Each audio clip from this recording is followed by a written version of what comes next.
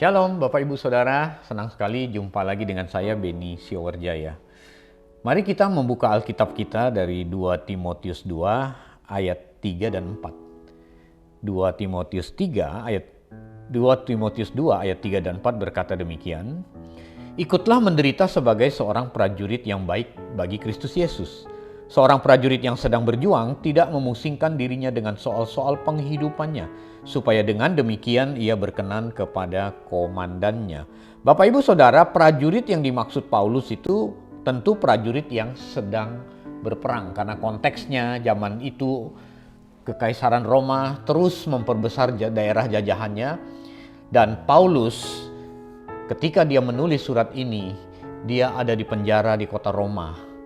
Dan surat 2 Timotius ini adalah surat terakhir Paulus menjelang eksekusi matinya.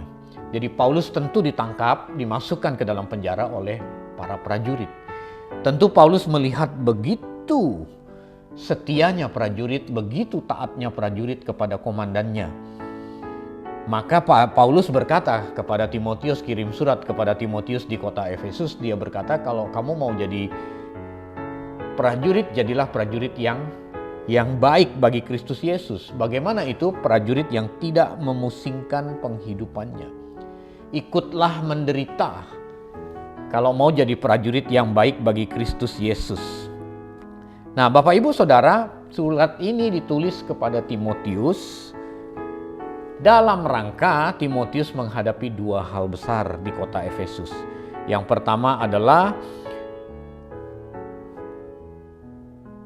Timotius menghadapi penganiayaan besar terhadap orang-orang Kristen, orang-orang percaya oleh Kaisar Nero. Kemudian yang dihadapi Timotius adalah orang-orang percaya menghadapi guru-guru palsu dengan pengajaran yang palsu. Jadi dalam hal ini, ciri-ciri kebenaran yang dipalsukan adalah pengajaran yang berfokus pada diri sendiri. Segala sesuatu ditujukan pada diri sang pengajar itu. Dikit-dikit saya, dan saya. Menjadi prajurit yang baik bagi Kristus Yesus itu tidak pusing dengan penghidupannya. Yang harus dilakukan adalah taat pada kehendak Tuhan. Nah, Bapak Ibu Saudara, latar belakang prajurit waktu itu saya ceritakan singkat saja. Menjadi tentara Roma atau menjadi prajurit adalah sebuah impian setiap pria muda saat itu, karena itu merupakan sebuah kebanggaan. Dan Kekaisaran Roma memberlakukan wajib militer. Wajib militer itu harus dilakukan selama 25 tahun. Jadi kalau pria usia 19 tahun bertubuh sehat, dia harus ikut wajib militer. Wajib militer 25 tahun. Jadi kalau dia keluar, dia belum mati dalam medan peperangan, dia sudah usia 44 tahun. Nah, selama dia menjadi prajurit, dia tidak boleh memusingkan hal-hal pribadi. Dia tidak boleh punya keinginan pribadi.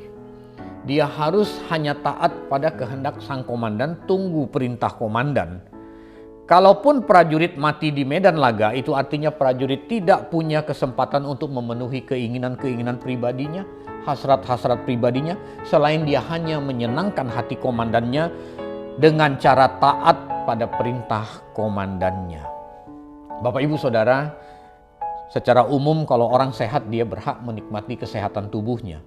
Kalau dia kaya, dia berhak menikmati kekayaannya. Kalau dia sukses, dia berhak menikmati kesuksesannya. Namun tidak demikian dengan konsep prajurit waktu itu. Walaupun seorang pria sehat, sukses, berduit, tetapi dia harus ikut pada kehendak komandan. Dia tidak bisa menikmati kesuksesannya, dia tidak bisa bertindak suka-suka dirinya karena dia sedang dalam wajib militer. Jadi yang ada dalam pikirannya adalah dia hanya taat pada perintah komandan. Segala kesenangannya direnggut demi pembelaan terhadap kepentingan negara. Seluruh kesenangannya direnggut, masa mudanya direnggut, kepentingannya direnggut, kepentingan pribadinya direnggut. Dan dia seperti seolah-olah menderita. Makanya Paulus kan tadi berkata, ikutlah menderita untuk menjadi prajurit yang baik bagi Kristus Yesus. Bagi sebagian orang yang melihat menderita, tetapi bagi prajurit yang menjalankan dia tidak menderita. Seperti Anda kalau pergi ke kota Jogja, Anda masuk ke keraton, Anda lihat ada abdi-abdi dalam yang pakai sarung, pakai bangkon, dia jongkok, berjalan pun dengan jongkok. Dia mengabdikan sisa umur hidupnya untuk raja, untuk sultan. Dia tidak menderita, mereka berbahagia, mereka bisa membaktikan dirinya untuk sang sultan. Tapi bagi kita yang melihat, kita lihat menderita dia. Bapak Ibu Saudara, Paulus meminta agar Timotius ikut menderita seperti prajurit kalau mau menjadi prajurit yang baik bagi Kristus Yesus, yaitu segala keinginan pribadinya ditanggalkan dan hanya taat kepada kehendak komandan. Mari kita bedah apa sih maksud kata menderita. Ikutlah menderita dalam ayat 3. Menderita di sini dalam bahasa asli adalah kakopateo. Kakopateo itu to suffer atau endure from evil. Evilnya itu hardship and trouble. To suffer, menderita. Endure, bertahan dari kejahatan berupa kesulitan dan masalah. Tentu ini bukan masalah pemenuhan kebutuhan jasmani. Ini tentu bukan bertahan dari hal yang bersifat pemenuhan kebutuhan jasmani.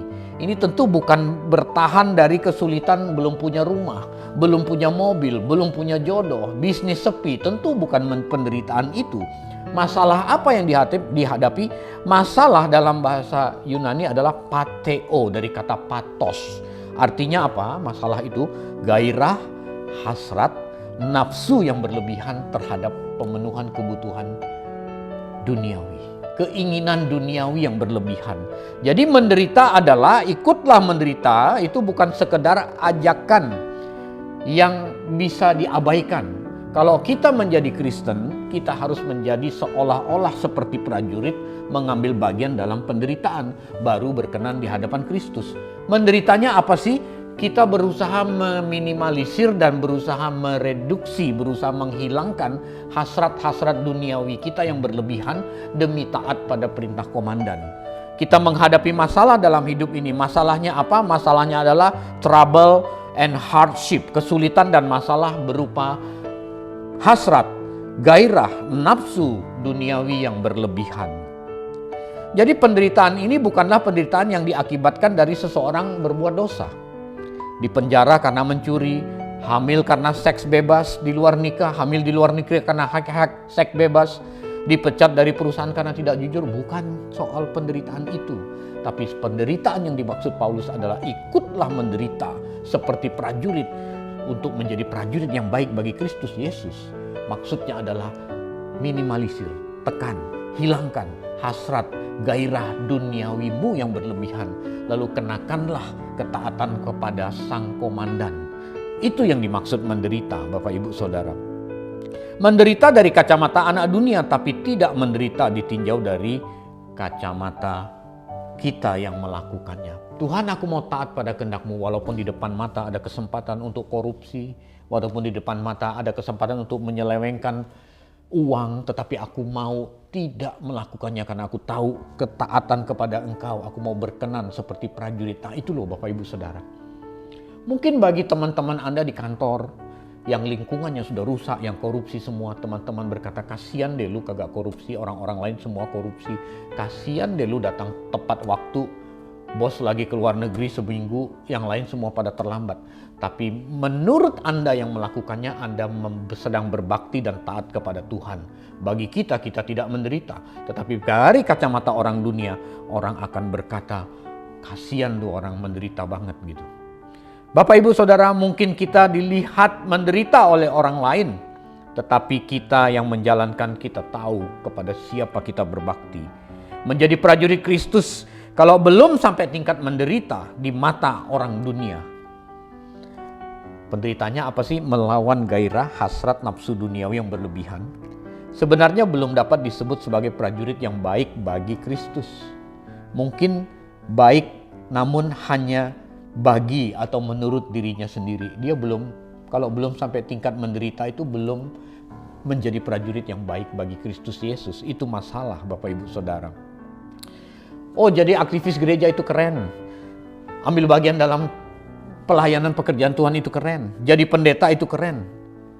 Tapi bagaimana ketika Tuhan hadirkan orang susah di hadapan pendeta, aktivis dan lain sebagainya?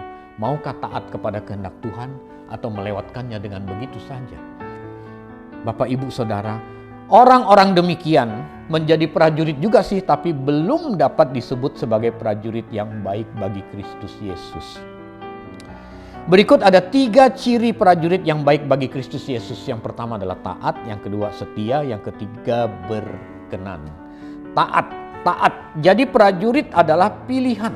Ingat loh, waktu itu orang berbondong-bondong ingin jadi prajurit, ikut wajib militer karena sebuah pilihan. Kita jadi Kristen pun pilihan, bukan karena kebetulan. Itulah sebabnya kita harus menyiapkan mental yang benar, mental taat pada komandan. Menjadi Kristen yang benar adalah pilihan kita. Siapkan mental sebagai prajurit Kristus yang taat dan tunduk pada segala pengaturan komandan. Dalam hal ini pengaturan Kristus melalui Roh-Nya yang kudus. Roh Kudus itu menuntun kita kepada segala kebenaran. Jadi kalau Roh Kudus mengatur hidup kita, udah pasti benar, tidak mungkin salah. Karena Roh Kudus tidak mungkin menuntun kita pada hal yang tidak benar. Jadi kalau kita taat pada kehendak dan pimpinan Roh Kudus, hidup kita pasti berkenan. Kita pasti akan meraih menjadi prajurit yang berkenan di hadapan Kristus Yesus, prajurit yang baik. Kriteria yang kedua adalah setia, tidak menyayangkan nyawa. Setia itu tidak menyayangkan nyawa. Orang setia itu memberikan nyawanya kepada sahabat-sahabatnya. Itu yang Tuhan Yesus bilang.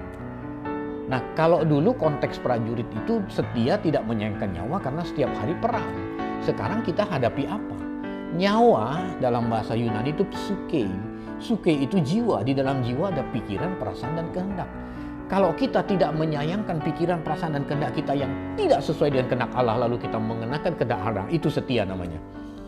Kita punya banyak keinginan, kita punya banyak kehendak, kita punya pikiran-pikiran lain. Tetapi kalau kita bersedia tanggalkan itu, lalu kita kenakan pikiran, perasaan Kristus, kita akan menjadi prajurit yang setia. Kriteria yang ketiga adalah kriteria berkenan. Supaya kita berkenan kepada komandan, syarat mutlaknya adalah tidak boleh memusingkan penghidupan atau urusan-urusan pribadi. 2 Timotius 2 ayat 4 tadi. Supaya kita menjadi prajurit yang berkenan, kita tidak boleh memusingkan penghidupan atau urusan pribadi. Kita jadi Kristen bukan karena kebetulan seperti yang saya bilang tadi, pasti karena pilihan agar memperoleh mahkota kebenaran. Jadi tidak memusingkan urusan penghidupan. Prajurit itu kalau di medan laga, dia tuh tidur pun pakai seragam, senjata pun di sampingnya. Supaya kalau tiba-tiba musuh menyerang, dia siap sedia. Dia tidak pusing dengan penghidupannya. Udah punya mobil atau tidak, punya rumah atau tidak. Dia hanya mengabdikan dirinya kepada kepentingan negara. Itu prajurit yang baik bagi Kristus Yesus. Demikian pula dengan kehidupan kekristenan kita.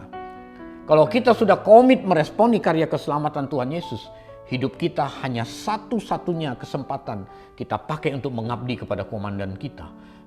Tidak memusingkan penghidupan itu bukan berarti kita tidak tanggung jawab terhadap kehidupan kita loh Bapak Ibu. Tidak memusingkan penghidupan itu artinya kita tidak membawa dan kita tidak menjadikan itu hal yang utama di hadapan Tuhan. Hari ini kalau kita datang menghadap Tuhan, apa yang kita bawa Bapak Ibu? Kalau kita berdoa kepada Tuhan, apa yang kita minta? Rata-rata orang memusingkan penghidupannya.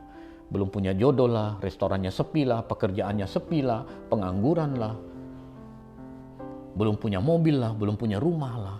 Justru Paulus bilang kalau mau jadi prajurit yang berkenan, hal-hal itu jangan dipusingkan. Yang kita lakukan adalah taat pada kehendak Tuhan.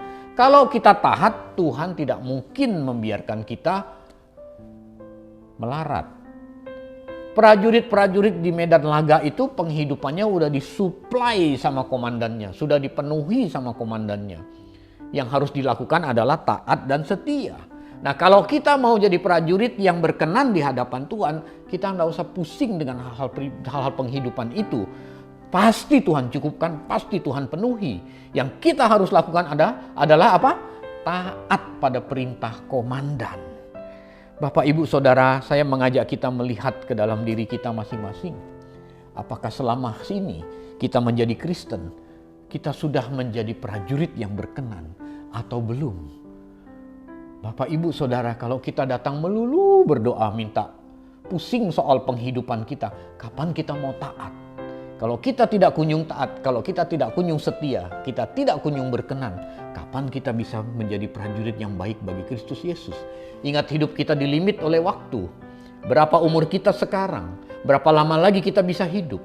Apakah kita bisa mencapai prajurit yang berkenan di hadapan Kristus? Atau hanya prajurit-prajuritan? Bapak, Ibu, Saudara, melalui renungan singkat ini saya mengajak kita melihat ke dalam diri kita masing-masing. Apakah posisi kita hari ini kita sudah mencapai menjadi prajurit yang berkenan atau belum? Kalau belum, kita masih punya kesempatan, kita masih punya waktu. Responi firman ini, rendahkan hatimu, bertobat di hadapan Tuhan, dan kita berkata, Tuhan, aku memulai hari baru besok menjadi prajurit yang berkenan di hadapan-Mu. Amin untuk kebenaran firman Tuhan pada kesempatan ini. Sampai jumpa di kesempatan lain. Tuhan Yesus memberkati.